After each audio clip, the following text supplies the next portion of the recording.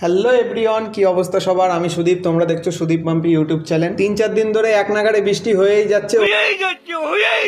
ওর জন্য আজকে বাড়িতে ঠিক করা হলো যে খিচুড়ি রান্না হবে। আর শুধু খিচুড়ি না বন্ধুরা, খিচুড়ির সাথে থাকবে গরম গরম বেগুনি আর পাঁপড় ভাজা। তাহলে চলো বন্ধুরা, একদম প্রথম থেকেই রেসিপিটা শুরু করা যায়। সবার প্রথমে খিচুড়ি রান্নার জন্য যা যা সবজির দরকার সেই সবজিগুলো ভালোভাবে কেটে ধুয়ে নেওয়া হয়েছে। এরপর খিচুড়ির জন্য গোবিন্দভোগ চাল আর ডালটা সেটাও ভালোভাবে প্রথমে ধুয়ে নেওয়া হবে। সবকিছু ধোয়াধুয়ি কমপ্লিট হয়ে গেলে এবার একটা হাঁড়ি বসিয়ে হাঁড়ির মধ্যে সব সবজিগুলো দিয়ে দিতে হবে।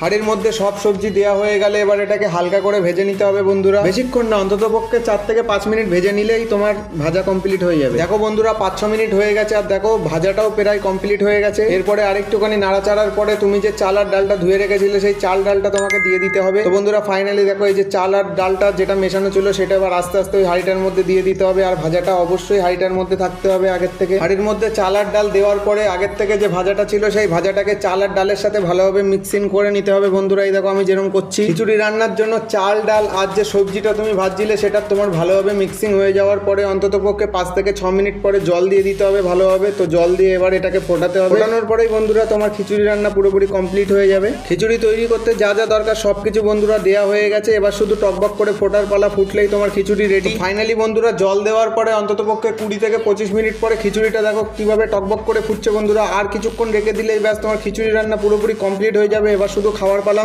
আর বন্ধুরা আমি ভিডিওর প্রথমে যেমনটা বলেছিলাম যে শুধু খিচুড়ি নয়, খিচুড়ির সাথে হচ্ছে পাঁপড় ভাজা আর সাথে হচ্ছে বেগুনি। বেগুনি করার জন্য এখানে কর্নফ্লাওয়ার আর বেসনটাকে ভালোভাবে প্রথমে মিক্সিং করা হচ্ছে। আর এখানে বেগুনটাকে ছোট ছোট পিস পিস করে কেটে নেওয়া হয়েছে। তেলটা একটু গরম হলে এবার বেগুনটাকে কর্নফ্লাওয়ারের মধ্যে ডুবিয়ে এবারে তেলের মধ্যে ছেড়ে দাও। ছেড়ে দেওয়ার পরে কিছুক্ষণ নাড়াচাড়া করলেই তোমার বেগুনি পুরোপুরি কমপ্লিট হয়ে যাবে বন্ধুরা। ফাইনালি বন্ধুরা খিচুড়ি, বেগুনি ও পাঁপড় ভাজা পুরোপুরি কমপ্লিট হয়ে গেছে। এবার সবাই খেতে বসে পড়েছি। এবার সবার থালায় একটু একটু করে পরিবেশন করা হচ্ছে। ভিডিওটা এখানেই শেষ করছি। ভিডিওটা যদি ভালো লাগে অবশ্যই চ্যানেলটিকে সাবস্ক্রাইব করে দিও। দেখা হচ্ছে তোমাদের সাথে পরবর্তী ভিডিওতে।